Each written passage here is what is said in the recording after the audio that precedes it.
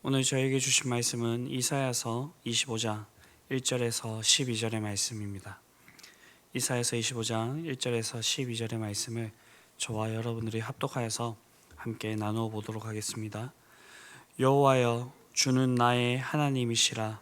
내가 주를 높이고 주의 이름을 찬송하오리니 주는 기사를 옛적에 정하신 뜻대로 성실함과 진실함으로 행하셨음이라. 주께서 성읍을 돌무더기로 만드시며 견고한 성읍을 황폐하게 하시며 외인의 궁성을 성읍이 되지 못하게 하사 영원히 건설되지 못하게 하셨으므로 강한 민족이 주를 영화롭게 하며 포악한 나라들의 성읍이 주를 경외하리이다. 주는 포악한 자 성벽을 치는 폭풍과 같을 때에 빈궁한 자의 요새이시며 환난당한 자 가난한 자의 요새이시며 폭풍 중에 피난처시며 폭양을 피하는 그늘이 되셨사오니 마른 땅에 폭양을 재앙같이 주께서 이방인의 소란을 그치게 하시며 폭양을 구름으로 가림같이 포악한 자의 노래를 낮추시리이다. 만군의 여호와께서 이 산에서 만민을 위하여 기름진 것과 오래 저장하였던 포도주로 연회를 베푸시리니 곧 골수가 가득한 기름진 것과 오래 저장하였던 맑은 포도주로 하실 것이며 또 이 산에서 모든 민족의 얼굴을 가린 가리개와 열방 위에 덮인 덮개를 제하시며 사망을 영원히 멸하실 것이라.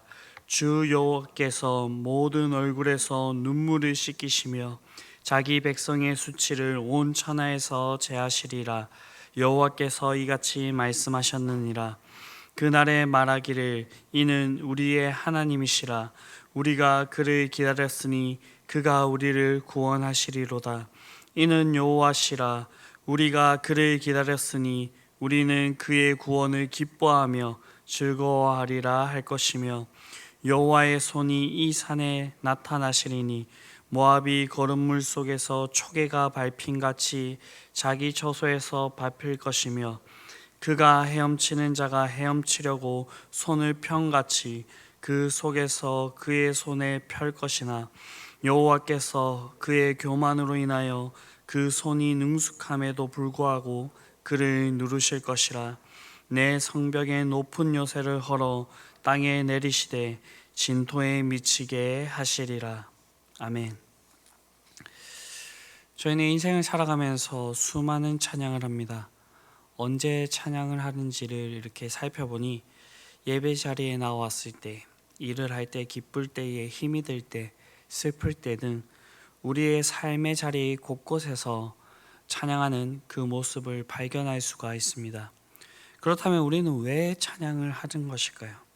찬양을 하면 우리의 마음이 뜨거워지고 우리의 마음이 하나님께 열리며 그렇게 하나님께로 나아갈 수 있기 때문에, 그리고 찬양에는 힘이 있기 때문에 찬양을 통하여서 힘을 얻는 등 이러한 이유들을 우리가 들 수가 있습니다. 그러나 우리가 찬양을 하는 가장 근본적인 이유는 우리의 찬양을 받으시는 그 하나님께서 찬양받기에 합당하신 분이시기 때문입니다. 그래서 이 성경을 보게 되면요, 많은 이 찬송의 그런 이야기들이 나오고 있습니다. 미리암의 노래, 드보라의 노래, 모세의 노래, 다윗의 시편들, 마리아의 노래, 시므온의 노래 등등, 이 성경에는 수많은 이 찬양들이 담겨져 있습니다. 이 찬양 안에는 하나님께서 우리에게 행하신 일들, 하나님께서 우리에게 보여주시는 크고 놀라운 일들, 그리고 하나님께서 어떠한 분이신지 그것을 잘 나타내 보여줍니다. 앞선 본문에서 이 이스라엘 백성들을 심판하신 하나님께서는 남은 자들을 두셔서 회복을 약속하고 계십니다. 심지어는 열방 중에서도 그 택하신 백성들을 부르시는 것을 우리가 볼 수 있었습니다. 하나님께서는 과거에도 그러하셨고요, 그리고 현재에도 그러하시고 미래에도 그렇게 하실 것입니다. 그렇기 때문에 우리는 오늘 이 이사야가 찬양을 통하여서 하나님께서 어떠한 일들을 행하셨고 이 하나님께서 어떠한 하나님의 하나님이신지에 대해서 그렇게 얘기하고 있는데, 이 찬양의 내용을 통하여서 이 하나님께서 행하시는 일들과 하나님께서 어떠한 분이신지 저희가 살펴보고, 이 찬양의 내용이 저희의 찬양의 내용이 될 수 있는 그런 시간이 되었으면 좋겠습니다. 먼저 이사야는 심판하시고 회복케 하시는 하나님이 나의 하나님이심을 그렇게 찬양합니다.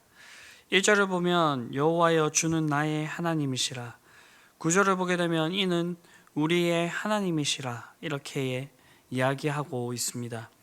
찬양받으시는 하나님께서 저와 여러분들의 하나님이시라는 것입니다.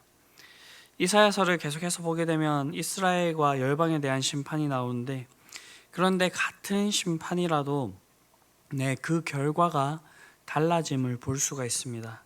어떤 점에서 이 결과가 달라지느냐라고 이렇게 보았을 때에, 그것은 하나님의 백성이냐 그렇지 않느냐에 따라서 달라지게 됨을 우리는 볼 수가 있습니다. 그렇게 하나님의 백성들이 받는 심판은 징계라고 이렇게 생각을 하시면 되겠고요.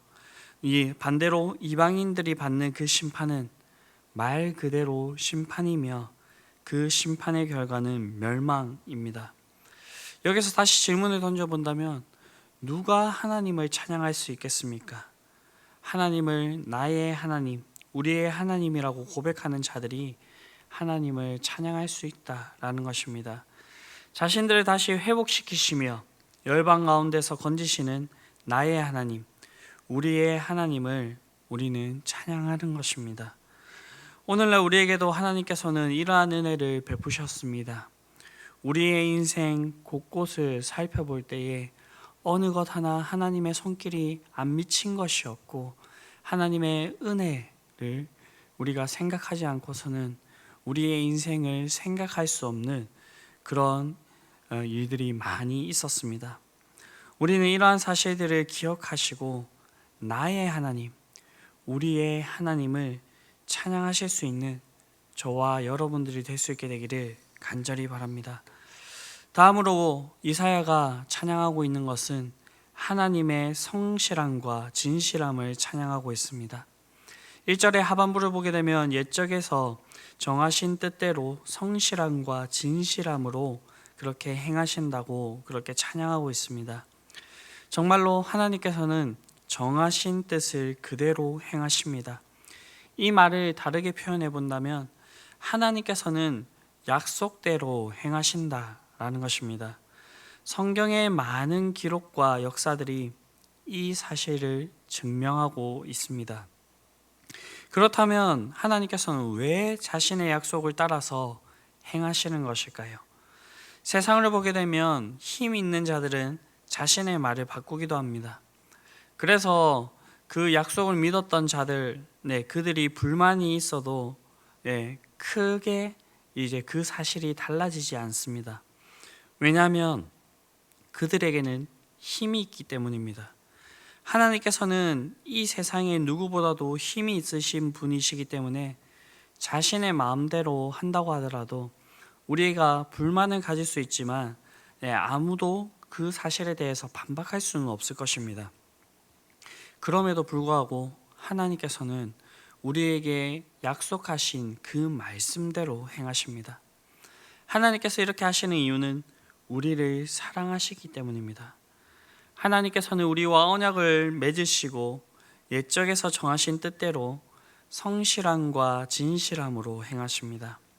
성경은 언약을 하나님의 맹세라고 부릅니다. 자신의 생명을 걸고 약속을 하셨습니다. 그렇기 때문에 하나님께서는 자신의 약속에 신실하십니다. 인간들이 신실하지 못한 그때에도 그 약속을 깨뜨리지 않으시고 그 약속을 이루어 가십니다. 그렇기 때문에 하나님의 약속은 틀림없이 성취가 됩니다. 이사야서만 하더라도 만군의 여호와 만왕의 왕이신 하나님께 대해서 얘기를 하고 있고, 이 하나님께서 자신의 그 뜻을 따라서 이 약속들을 성취해 나가신다라고 그렇게 말씀하고 있습니다. 다만 그 시기가 우리가 생각하는 시기가 다를 수 있어서 우리가 그 사실들을 우리의 인생 가운데서 크게 느끼지 못하더라도 하나님의 약속이 우리의 인생 가운데서 요원해 보일지 모를지라도 하나님께서는 성실함과 진실함으로 그 약속을 이루어 나가십니다. 우리는 이 하나님을 기억하고 이 하나님의 신실함과 진실함을 찬양하면서 나아가야 된다라는 것입니다. 그렇다면 하나님께서 이 성실함과 진실함으로 그 이루시는 일이 무엇입니까? 네, 2절에서 5절 그 본문에서 잘 나타나고 있는데 요약해보면 자신의 백성들을 보호하시고 대적들로부터 지키신다는 그런 내용입니다. 대적들은 하나님의 백성을 침공하여 정복하기를 원했고 그 후에 의기양양하게 승전가를 부르고 싶었지만 하나님께서는 이방인의 소란을 그치게 하시고 포악한 자의 노래를 낮추십니다. 우리 하나님께서는 이러한 분이십니다. 우리와 언약을 맺어주시는 분이시고 그 약속을 틀림없이 이루어 주시는 분이십니다. 이런 하나님을 신뢰하실 수 있게 되기를 간절히 바랍니다. 이게 처음부터 되는 것이 아닙니다. 그래서 이 구약 성경을 보게 되면 많은 믿음의 조상들이 선배들이 하나님을 알아가는 그 과정들이 나오고 있고요. 그리고 어제보다는 오늘이, 오늘보다는 내일이 더욱더 하나님을 의지하고 신뢰하게 되는 그런 모습들을 잘 보여주고 있습니다. 믿음의 조상이었던 아브라함도 그렇고요. 야곱도 그러한 인생을 보여주고 있습니다. 네, 그렇기 때문에 우리는 우리의 삶 속에서 이러한 하나님을 온전히 경험하는 일들이 있어야 되고요. 그리고 이 하나님을 더욱더 신뢰하면서 나아가는 그러한 모습들이 있어야 된다라는 것입니다. 우리의 인생 가운데 이러한 체험들이 가득할 수 있게 되기를 바랍니다. 그리고 이런 하나님의 은혜를 기억하시고 하나님을 온전히 찬양하실 수 있는 저와 여러분들이 되시기를 간절히 바랍니다. 다음으로는 크고 놀라운 비밀을 알려주시며 영원한 대적으로부터 구원하시는 하나님을 선지자 이사야는 찬양하고 있습니다. 이사야가 이어서 우리에게 찬양할 이유로 말하는 것은 하나님의 크고 놀라운 비밀을 알게 되어서입니다. 네, 그저 그 시대의 단순한 대적을 넘어서 한 걸음 더 나아가 6절에서 8절을 보게 되면 우리 인류의 근본적인 대적의 문제를 해결하는 장면을 보여주고 있습니다. 인간에게 있어서 가장 큰 문제가 무엇이겠습니까? 그것은 바로 죽음의 문제입니다. 모든 사람들이 이 세상에서 죽음을 경험합니다. 물론 이 성경을 보게 되면 죽음을 보지 않고 하나님께 불려가신 그런 사람들이 있긴 합니다. 그래서일까요? 과거로부터 수많은 사람들이 죽음을 극복하기 위해서 노력했습니다. 대표적인 인물이 바로 진시 황제이지요. 그러나 이 진시 황제도 불로초를 구하러 가는 그 여정 가운데서 죽음을 극복하지 못하는 그러한 모습을 보였습니다. 그런데 하나님께서는 사망을 영원히 멸하실 것이라 그렇게 말씀하고 있습니다. 그 증표로 하나님께서 자신의 백성들에게 큰 연혜를 베푸십니다. 기름진 것으로 그 백성들을 먹이시고 오래 저장하였던 맑은 포도주로 그 백성들을 마시게 하십니다. 산의 진미가 질비하고 고급 포도주로 품격 있게 차려진 식탁이 제공이 됩니다. 시편 23편을 보게 되면 이 대적의 목전에서 이러한 일들이 벌어지는 것을 볼 수가 있고요. 그리고 신약 성경을 보게 되면 예수님께서는 잡히시던 전날 이 식탁을 자신의 제자들과 함께 나누고 있음을 볼 수가 있습니다. 그리고 이 예수님께서는 죽으시고 부활하심으로써 오늘날 자신의 피값으로 세우신 이 교회 가운데에 이 주님의 식탁을 함께 나누도록 하십니다. 그것이 우리가 이렇게 그 의미를 기억하면서 보내고 있는 성찬식이 바로 그러한 날입니다. 우리 하나님께서는 자신의 백성들의 대적을, 그리고 이 온 인류의 대적들을 멸하시는 그 일들을 우리에게 행해 주십니다. 이것은 예수님을 통하여서 우리에게 이루어졌고요. 그리고 예수님께서 선포하셨듯이 나를 믿는 자들은 죽어도 살겠고 무릇 살아서 나를 믿는 자는 영원히 죽지 아니할 것이라는 그러한 일들을 우리에게 행해 주셨습니다. 그리고 이러한 잔치는 장차 한 번 더 열리게 될 것인데, 그날은 바로 예수님께서 재림하시는 그날입니다. 이 크고 놀라운 비밀들을 우리에게 알려주셨고요. 그리고 이 큰 은혜를 우리에게 행해 주셨습니다. 그렇기 때문에 우리는 이러한 사실들을 기억하면서 하나님을 찬양하면서 나아가야 된다라는 것입니다. 마지막으로는 대적을 정복하시는 하나님을 찬양하고 있습니다. 이 모든 것이 일어나기 위하여서 먼저 해야 될 일이 있습니다. 그것은 바로 대적을 정복하는 것입니다. 오늘 본문을 보게 되면 모압을 거름물 속에서 빠뜨리시고 밟아버리십니다. 모압이 거기서 헤엄쳐 나오려고 하지만 하나님께서 그를 눌러 나오지 못하게 하십니다. 모압의 교만을 상징하는 성벽과 높은 요새를 땅에 던져 허물어 버리십니다. 여기서 다른 민족은 나오지 않고 모압만 언급되고 있지만 그 하나로 충분합니다. 왜냐하면 하나님께서 자신들의 대적을 가만히 놓아두시는 분이 아니기 때문입니다. 그리고 우리가 앞선 본문의 그 이야기들을 우리가 기억한다면 하나님께서 여기서 모압만 이렇게 언급하시는 것, 그것이 단순히 모압만을 얘기하는 것이 아니라 열방을 향하여서 이야기하시는 것을 우리가 알 수가 있을 것입니다.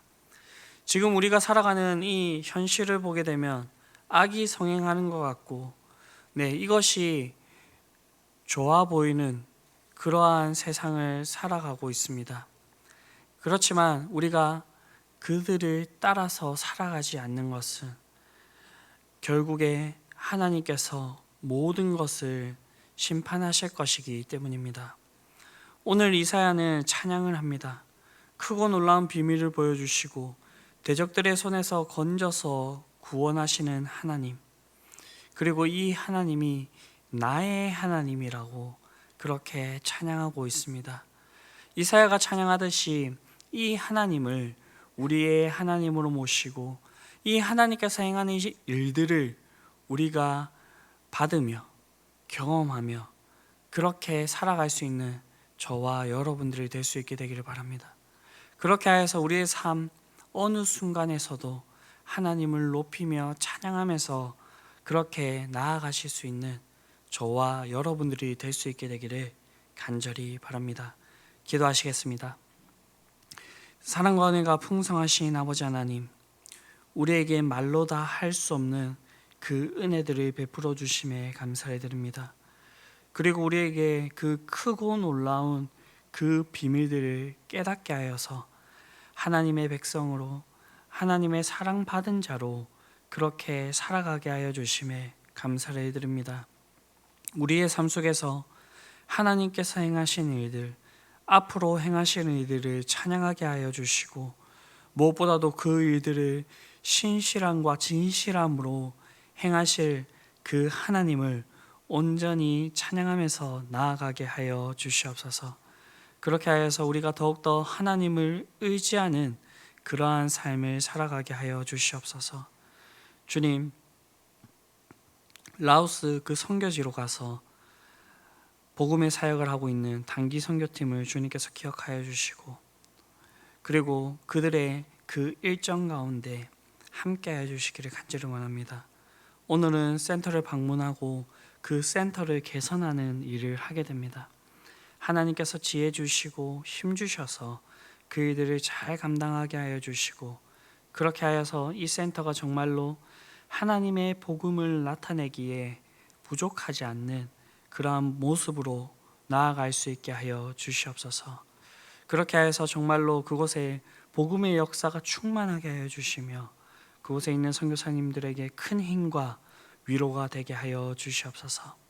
이 모든 말씀 우리를 구원하신 예수 그리스도의 이름으로 기도드립니다. 아멘.